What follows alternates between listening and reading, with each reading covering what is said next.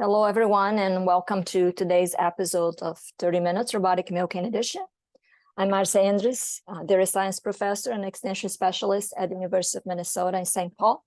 And I'm joining you today from a hotel attending the Dairy Cattle Welfare Symposium this week. And we had some very nice discussions yesterday, actually, about robotic milking and welfare. Today, joining us is also your co-host, Jim Sulfur, dairy extension educator at the St. Cloud Regional Office. Hi, Jim. Hi, welcome everyone. Yes, you can hear me okay? Yep. Okay, awesome. Thank you.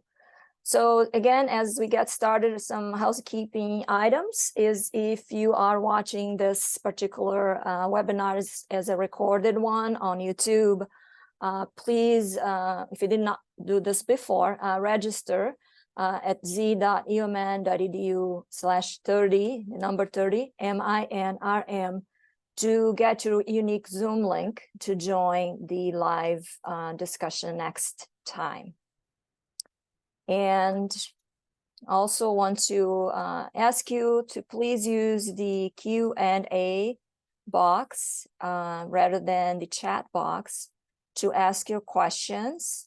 And then Jim or I will ask the question on your behalf. Okay, sorry, just a second. I forgot to start captions here.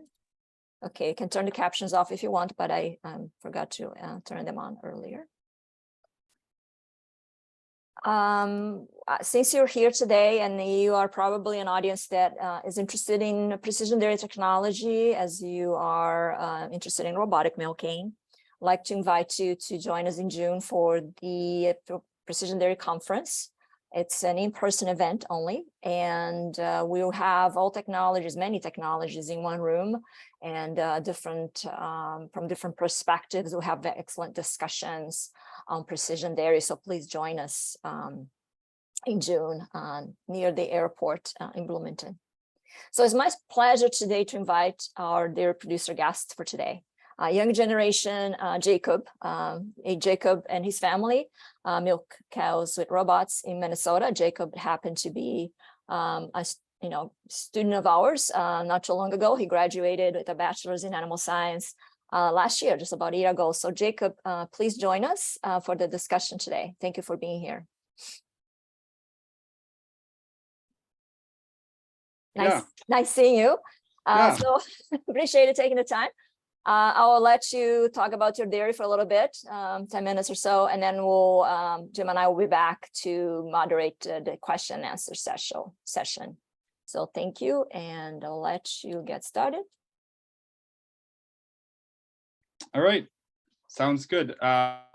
So the first image here, just kind of an outline of what our project consisted of last year. We have four robots and a semi-guided flow system. We retrofitted, and that's where the semi-guided part is coming in. We do have stalls on the feed lane side. What we're seeing here is just the part that was either added on or retrofitted. The remainder of the barn is not in this image, but you can see flowing from right to left, the ending of the two main pens, then the beginning of the commitment pen. That's to the right of the robots, the commitment pen.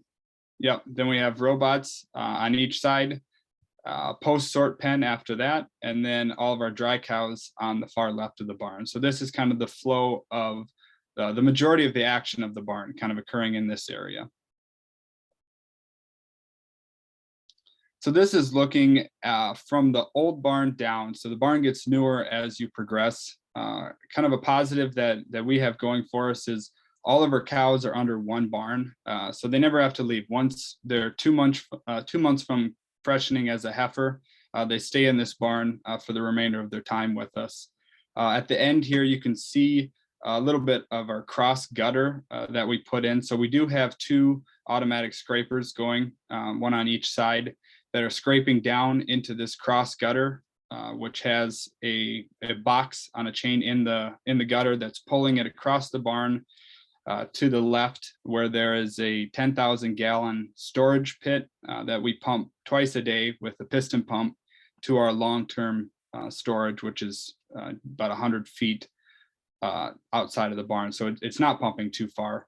And then on the right side, you can see the first of our two main groups. That group has heifers. And then on the left side has third lactation and older. We use second lactation animals to balance these groups out. So right now, a majority of our second lactation animals are also in with the first lactation cows on the right side, but we do use them as a balance. So overflow second lactation ends up on the left side.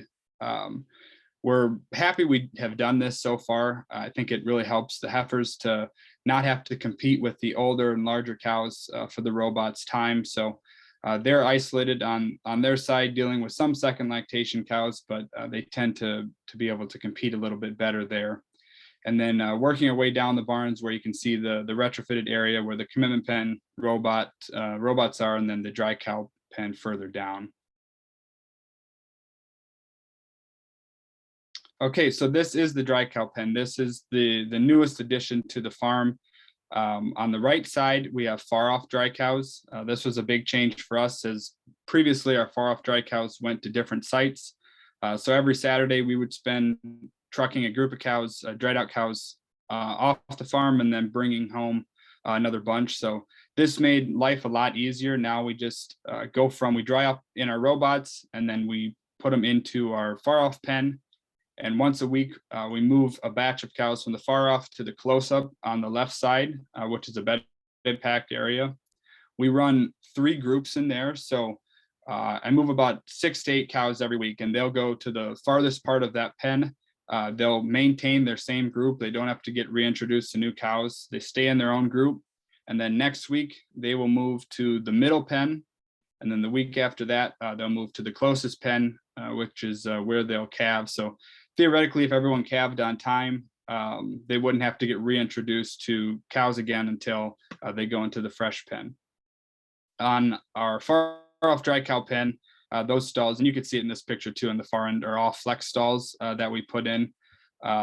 We've liked them for the most part with our older cows. The heifers, not so much, but it does work nice in the dry cow pen where we do have a mixture that we can keep these stalls a little bit tighter on the heifers and then have a larger space for the older, bigger cows that need it.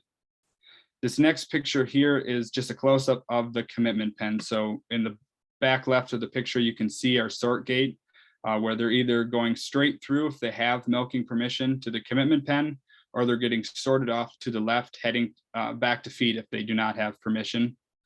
Our commitment pen can hold about 15 cows. We like to kind of size it so theoretically every cow in the pen could be milked within the hour. Obviously, there are some cows that will hang to the back, so we do have to pay attention to our commitment pen times for every cow to make sure that we don't have a more timid cow hanging in the back for hours on end. On the left side of the commitment pen, that concrete wall, that is a foot bath. We have 2 concrete foot baths, one on each side. And pretty simple design. We swing a gate over when we want to run the foot bath. We swing a gate across the return lane. So where the cows would be heading back normally to their main pen, they would get diverted into this foot bath and walk through on their own. So we don't have to manually push any cow through the foot bath. Our foot baths are auto run. We have an auto dosing system that fills them, and we run them every Tuesday and Wednesday. For the majority of the day, we run the foot bath. So all we have to do is just empty it at the end of the day. Our robot setup is a toll booth design. So there's 1 robot on each side of the robot room. We have a very narrow, long robot room, and this is largely because we're dealing with a retrofit. So we had limited space as to how wide the room could be. The robot room is sitting in what previously was a set of head-to-head stalls, so the footage of it is quite narrow. We did cheat a little bit, and we narrowed in our scraping alleys around the robot to try and make it a little bit wider, but it is a very narrow setup, so our robots are offset. So on the right side, that robot is further back. The left side robot is further away. The left side robot is closer to us in this picture. So the right side robot has basically a little staging lane. So about 2 cows can fit in it, and they're in line to go to the robot. So no one can get around them, no one can pass them. And this works great for, you know, a more timid cow that maybe would be getting passed up otherwise. She can get in the lane, and all they're going to do is push her into the robot. They're not going to get around her. The problem with it is if you do have a timid heifer that doesn't want to go into the robot, or really any cow that doesn't want to, they can sit there and they can hold up that robot. So right now we actively have a cow that does this almost every milking, where we have to go and push her in, or she's going to hold up that robot until we get an alarm or someone sees the camera to let her in. The left side, that robot is back, so any cow could budge in front of another one. That one is more of a competitive robot. The right one has the staging. Further up in the staging lane, we have kind of what I call a cheat gate. So we can run any cow we want through that gate and put her in front of the line for the robot. So this works great with a fresh cow, or a far overdue cow, or divert cows, or anything. We can run them all at once. We block off that staging lane so the normal cows can't get to that robot, and then we'll use that robot for whatever cow we have. So we can do it all at once, get those cows through, and then open it back up. So we stage those cows in the alley off to the right, and then run them through and cheat through there. So yeah, so then this side is the post robot side. The robot you're seeing is an inner robot. That one has a divert gate right after it that you can kind of barely see it, but this divert gate will swing over. If we do not need this cow for any reason, it'll swing over and allow her to return back to her main group without having to go through any sort gate. So this eases up a little bit of traffic on our post sort gate, which you can see on the far right. And that post sort gate's only decision is determining if we want them in the sort pen or if we want them to go back to the main group. So this is one of our sort pens. We use it for fresh cows, diverted, treated cows, and we're sorting for pretty much anything else. So we sort for hoof trimming, we sort for vet check, we'll sort for shots, sort for breeding. So we have 16 stalls on one side, 18 on the other one, with 16 headlocks. So normally about 8 to 10 cows live in this pen at a time, and then we'll use the remainder of the space for cows that we need sorted off to do whatever we need to do to them. We could do it there, not have to interrupt the larger pen. The majority of the cows, we keep the cows we need in a concentrated area and can work with them there. And then to the right is that kind of box shaped building inside the barn is our vet room, right off of the bedding pack and the sort pen, so we can move any cow we need to in there as well. And then just a couple of additional things we have. We do have a JOZ feed pusher. We're running it, I think it runs 14 tracks a day. So once it gets to 7 p.m., it's running every single hour throughout the night until 6 a.m., where it will sit and do a long charge while we're feeding cows. And then we do have swinging cow brushes in every single pen as well.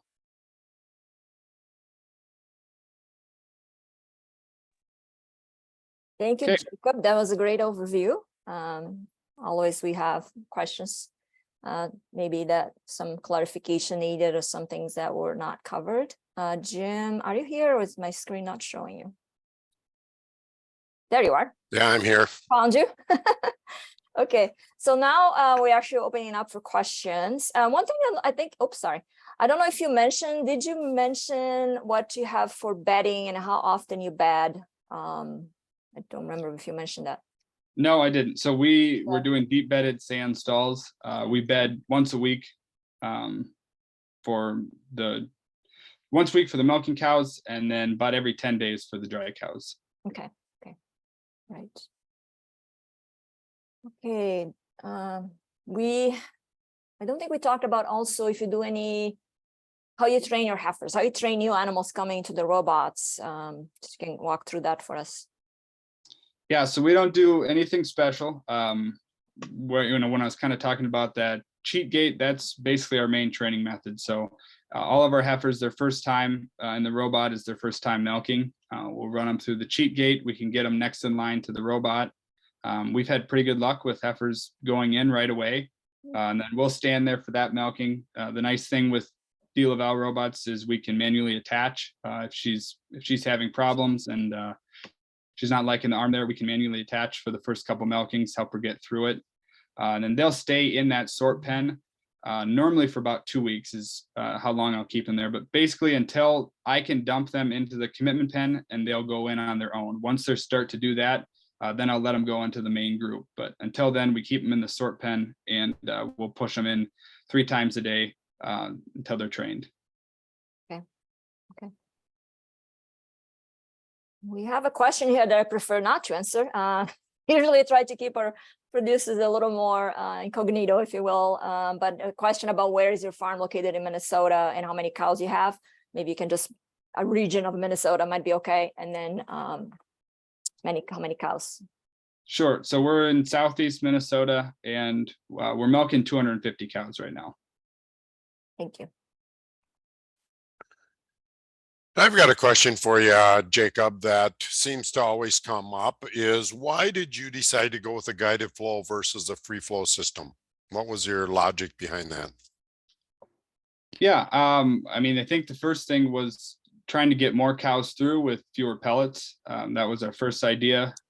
I think we've also seen a nice transition in not having to fetch a ton of cows. And when we do fetch, it's a pretty simple process. We don't have to make a temporary pen or come back or check on them, whatever. We just push cows into the commitment pen and they take care of themselves from there. But yeah, our main idea was we wanted to squeeze as many cows as we could through this robot and hopefully reduce the number of pellets that we have to do. Which is a question about fetching. How many you fetch a day then? Yeah, you know, that's not a number that I really keep on the top of my head. It's usually quite minimal, probably 6 cows per side. So maybe 12 cows, and we fetch twice a day. It varies. If we're not backed up for any reason, there'll be times where, you know, we maybe had to fetch 1 or 2 cows, and there are times we have to fetch quite a few if we are backed up. But we don't have too many cows. I have 4 of them I can think of right now that we're fetching quite a bit. One nice advantage we have for fetching as well is, you know, most of our troubled cows, our fresh cows, our sick cows, they're in the sort pen and we're getting them through on our own schedule. So we're not having to go out and find them and fetch them. So fetching is kind of a minimal task for us. And we usually combine that with raking stalls or scraping crossovers or doing something like that in the pen. And how many cows per robot? 60, 70? Yeah, so about 63 right now. 63. We have 15 to 20% idle time every day. So this summer we have quite a few cows calving in. So I'm hoping we can get closer to 70 by next fall. Jim, I have a next question. Maybe you can get switching to feeding.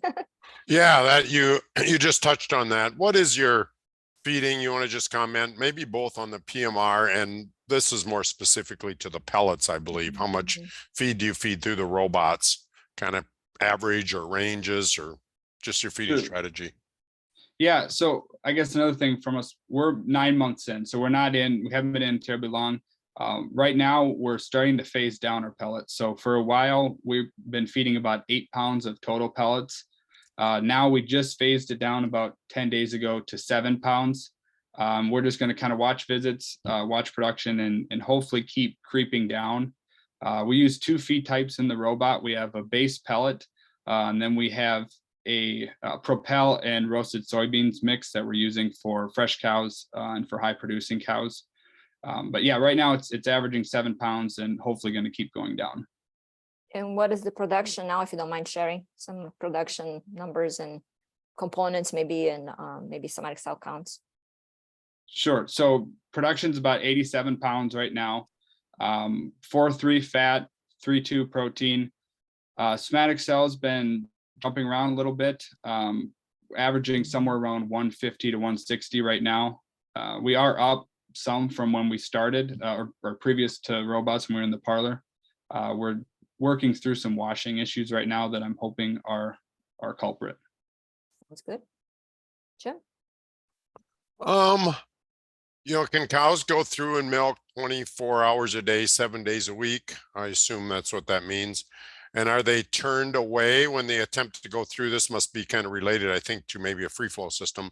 So are they turned away if they attempt to go through the milker too many times per day. So do you just want to explain how a guided flow system works? This clearly seems to be kind of someone who understands a free flow system. Right. So if you just want to talk how that whole system Sure. works with cow flow. Sure. Yep. So the guided flow system basically has a sort gate that takes some of the work away from the robot. So when a cow goes and eats her feed and then goes and lays down after that, she'll lay down in her stall. When she wants to come back up either to get milked or eat, she has to go through a gate before she can get to the robot.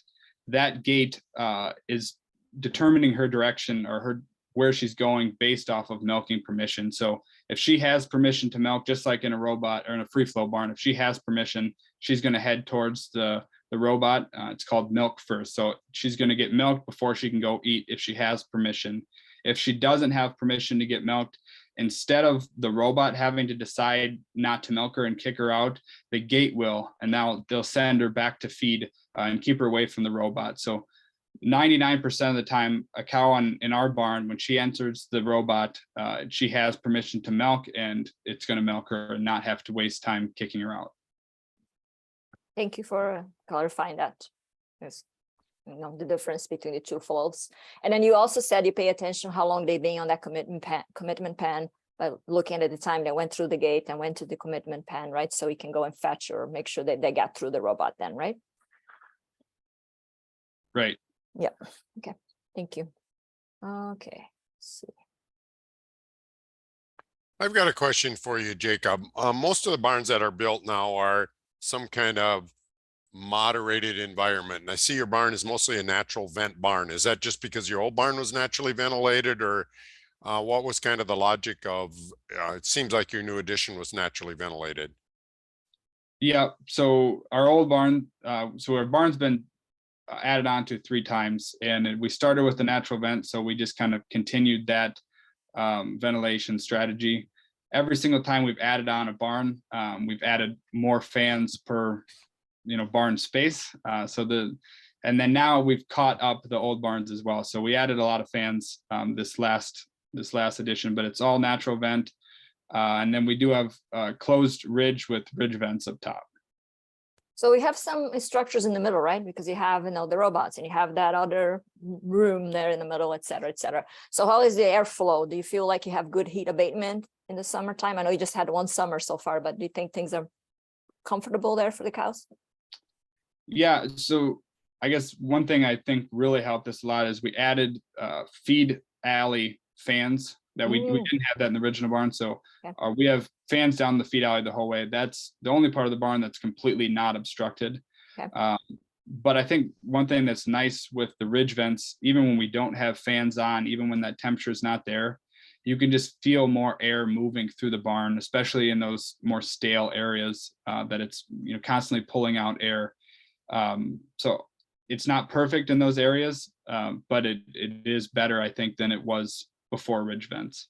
Mm-hmm. I'm going to ask you a little philosophical, whatever, not philosophical, but let's say you're a young generation. And would you go back to farm if your parents and you as a family decided not to install robots? No. So if my parents were dead set on not doing robots and remaining in our parlor, I would not have had an interest in coming back. Our parlor was old. It was inefficient. Shifts were very long, and labor was getting, certainly tough to find. So I think I would have been spending a lot more time milking cows than what I'm doing now, obviously. So if they were dead set against it, I would not have come back. That's good to hear.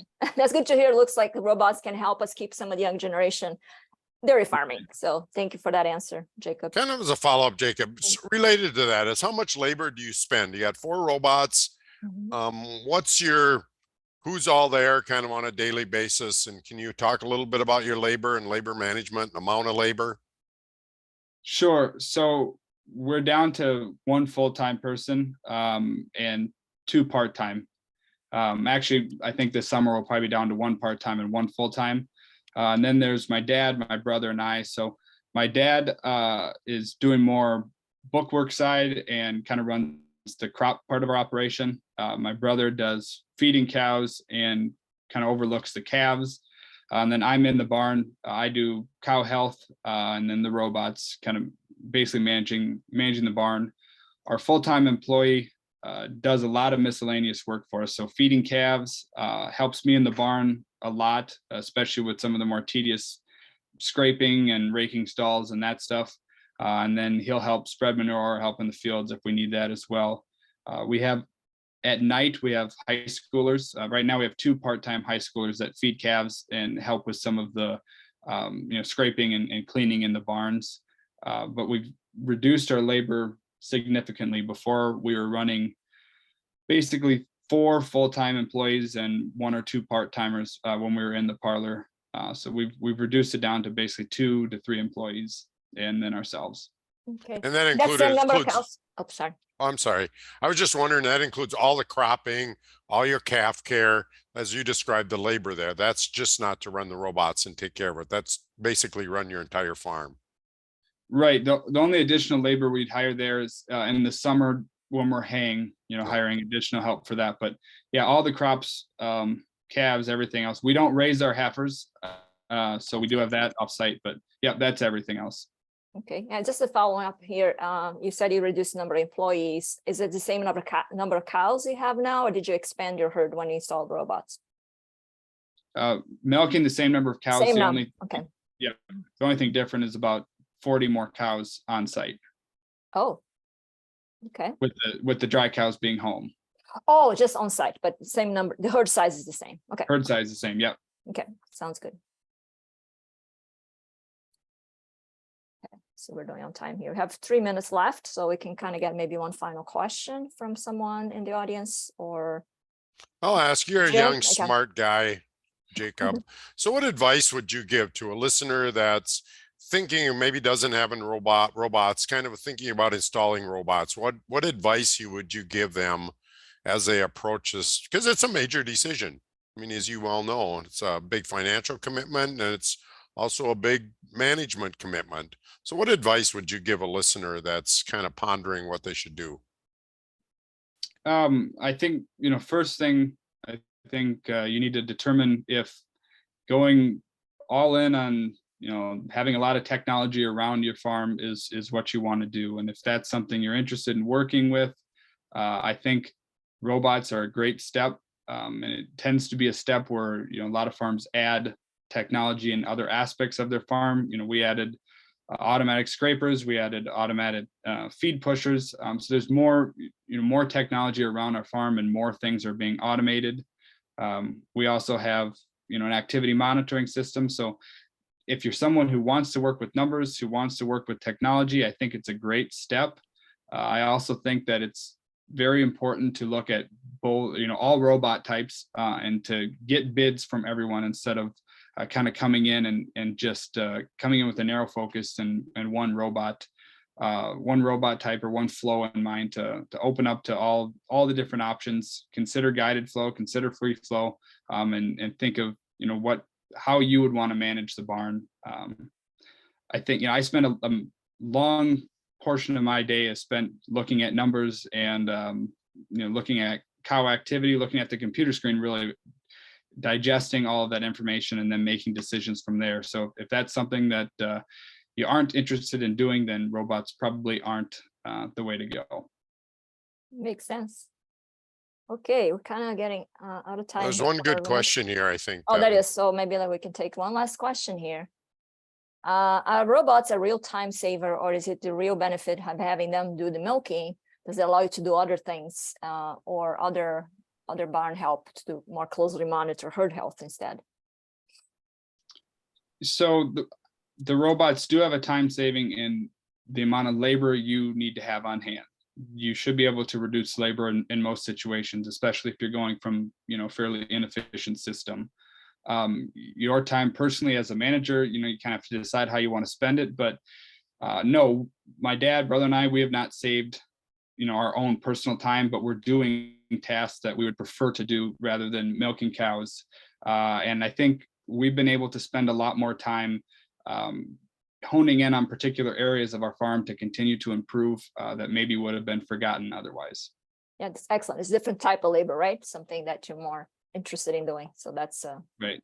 Very good point.